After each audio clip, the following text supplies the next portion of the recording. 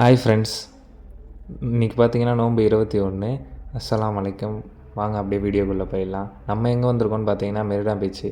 ஏன்டா அர்த்தராத்திரியில் மெரினா பீச் வந்திருக்கீங்க அப்படின்னு கேட்டால் வேறு எதுக்கு, நம்ம சகர் பண்ணுறதுக்கு தான் வந்திருக்கோம். நானும் என் 2 ஃப்ரெண்ட்ஸ் வந்திருக்கோம். மித்த பேரை கூப்பிட்டோம், வரலன்ட்டாங்க. அதனால் நாங்கள் வந்துட்டோம். இங்கே வர வழியில் ராயப்பேட்டாலே சாப்பாடு, தண்ணி, ஜூஸ் எல்லாமே வாங்கிட்டு வந்தாச்சுங்க. நாங்களே தெரியாமல் தான் வந்தோம். உள்ளே அலோவ் பண்ணுவாங்களா என்னன்னு தெரியாமல். அதனாலே நாங்கள் பெட்ஷீட் எதுவும் எடுத்துகிட்டு வராதனால அங்கேயே வந்து இலை மாதிரி 2 வாங்கிட்டு வந்துட்டோம். என்ன தான் மெரினா பீச்சில் மண்ணு படாமல் சாப்பிட்லான்னு நினச்சாலும் அது முடியவே முடியாது. மெரினா பீச்சுன்னு இல்லை, எல்லா பீச்சும் அப்படி தான்.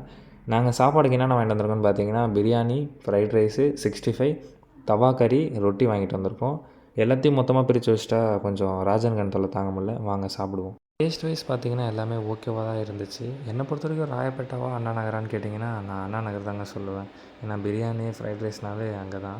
இங்கே அவ்வளோ டேஸ்ட் வைஸ் நல்லா இல்லை. நாங்கள் உட்காந்து சாப்பிட்ற பார்த்தோன்னா எல்லாம் சுற்றி சுற்றி ஒரு மாதிரி பார்க்குறாங்க. எங்களுக்கே கூச்சமாக இருந்துச்சு. அதாவது டக்குன்னு சாப்பிட்டு எழுந்துட்டோம். அல்ஹம்துலில்லாஹ் நல்லபடியான சாப்பாடுங்க. நல்லபடியாக சாப்பிட்டுட்டு எப்படா சாப்பாடு போடுவீங்கன்னு வெயிட் பண்ணிட்டு இருந்தாங்க. அவங்களுக்கு போட்டுட்டு அங்கே உள்ள குப்பையெல்லாம் கிளியர் பண்ணிட்டு வந்துட்டோங்க.